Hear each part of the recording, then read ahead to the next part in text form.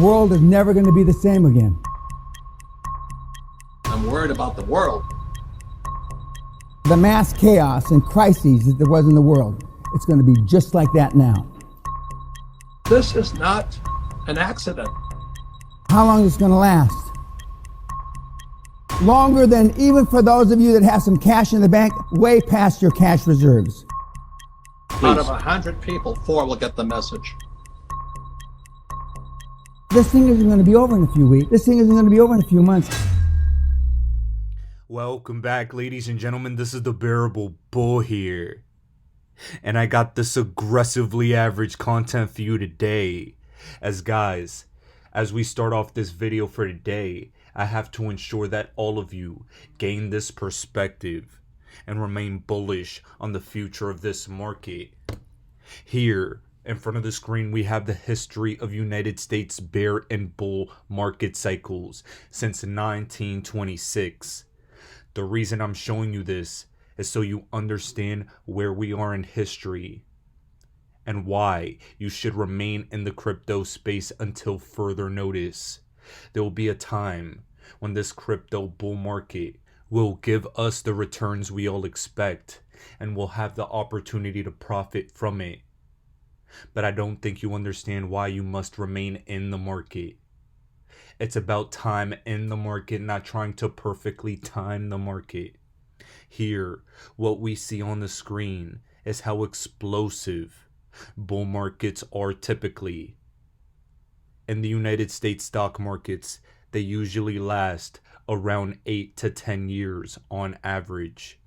This current bull market the US stock market has been experiencing has lasted about 12. We are clearly coming to an end.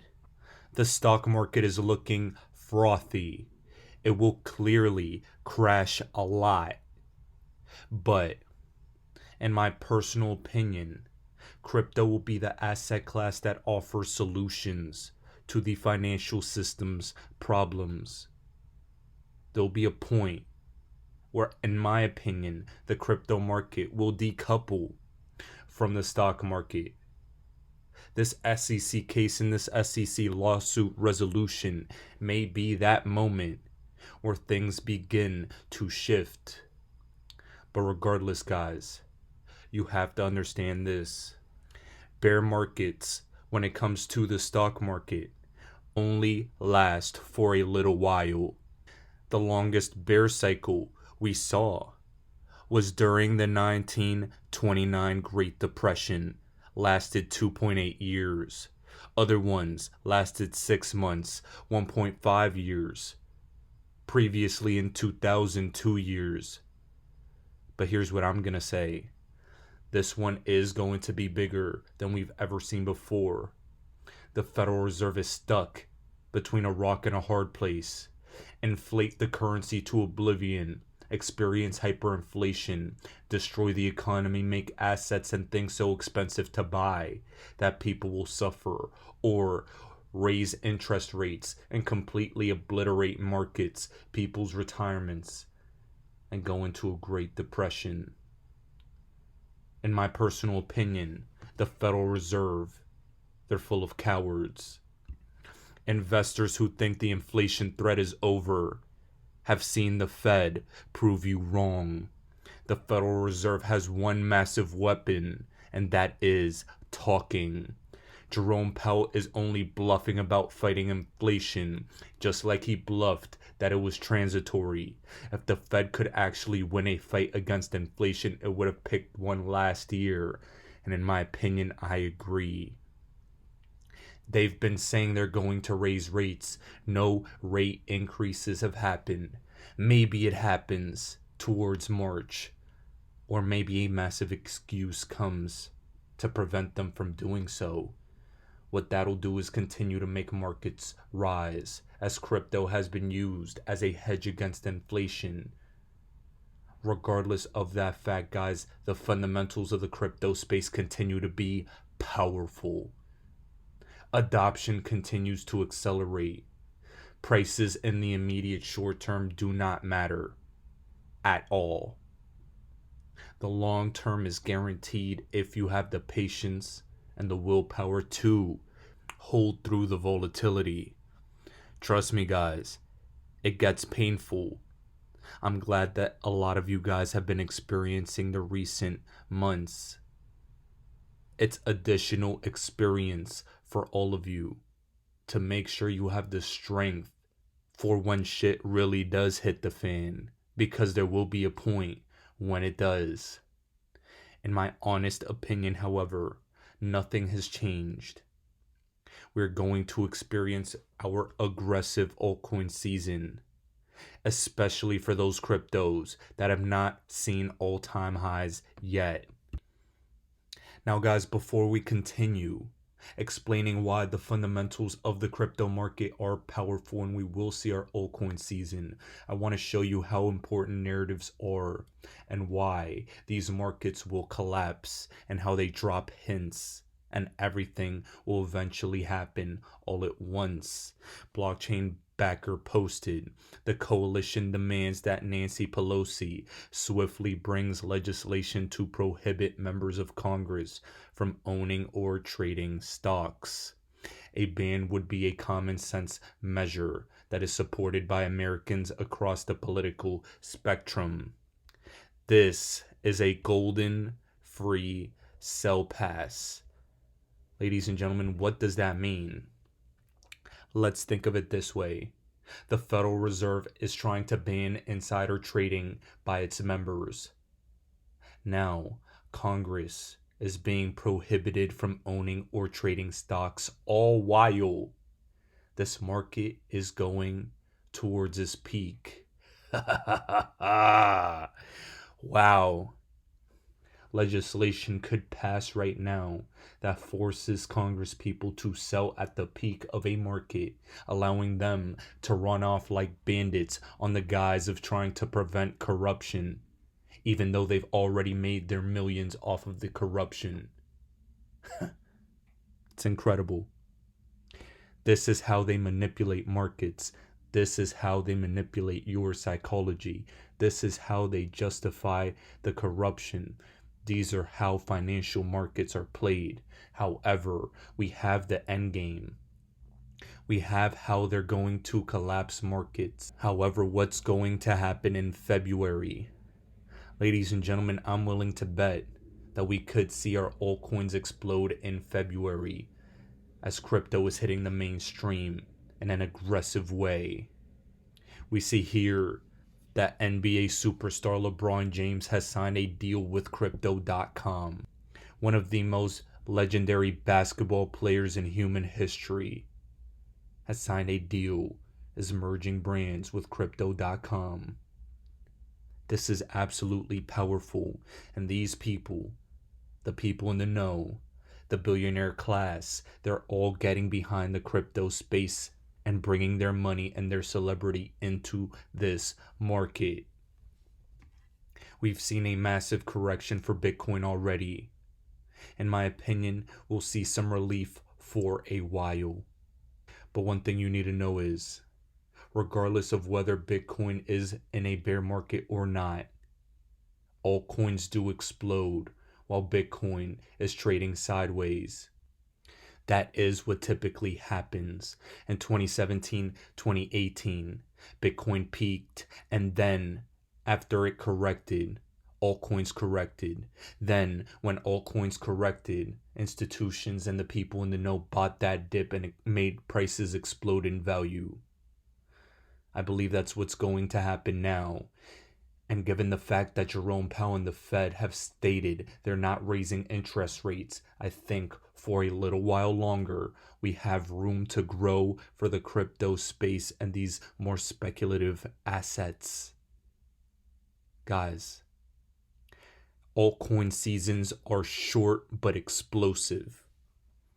And I believe we have the explosive runway right now to see some speculative price action for our coins.